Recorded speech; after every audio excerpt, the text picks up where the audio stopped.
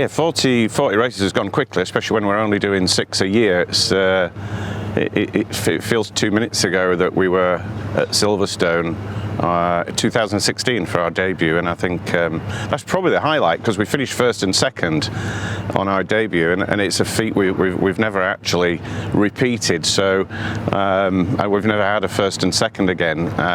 So I think that's probably a highlight. We set the bar pretty high, and we've been striving to repeat that since, but the 3 titles have been also pretty, each of them special in their own right.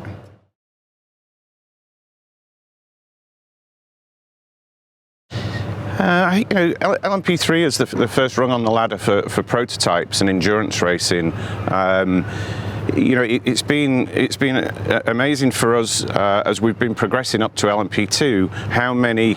It's almost like our own little college and university, from everything from the logistics, planning, marketing team, all the people involved, from mechanics, data engineers, race engineers, and we've seen a lot of these people progress through from Michelin Le Mans Cup in LMP3 to ELMS LMP3 and on to LMP2. And sadly, we've seen 1 or 2 of them progress even higher, and we've lost them to hypercar or even Formula One, which a loss for us, but also a satisfaction for us that it's been a really good training ground, not just for the drivers who were the forefront, but for all the team behind the scenes.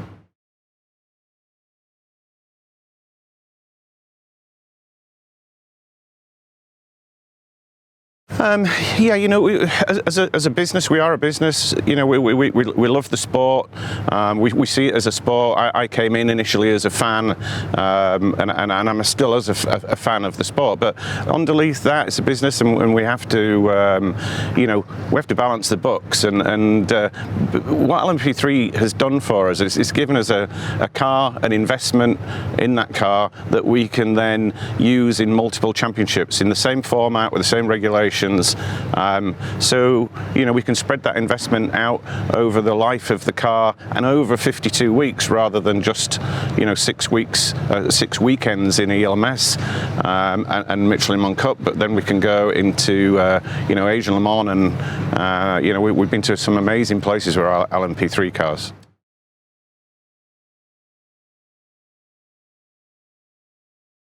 Yeah, it's a good question, because I think we have a saying in the UK, I'm sure it's the same everywhere, that if something's not broken, don't try and fix it. So I wouldn't change much. I mean, we have to be mindful always of budgets.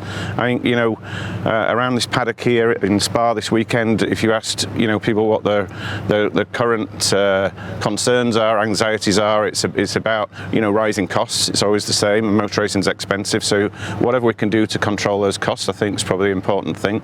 I think we got to keep an eye as well on the driver gradings and how that works, because we see a lot of drivers that have come through. We talked about mechanics coming through. We've seen drivers come through and then get to a grade, move from silver grade to gold grade, and it sort of puts them out of an opportunity in the European Le Mans in LMP3. You can of course use a gold grade driver, but perhaps not in its most competitive format. So little tweaks, and just mindful of how the regulations adjust and cost, really. But in the main, there's not a lot wrong with the LMP3.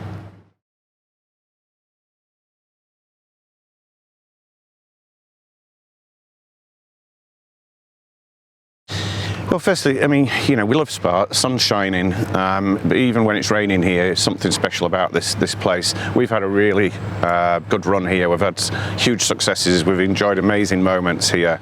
We hope to have another amazing moment this weekend. We're always striving to win the races, and we're trying not to focus too much on the championship. And as you say, we've got a mathematical chance.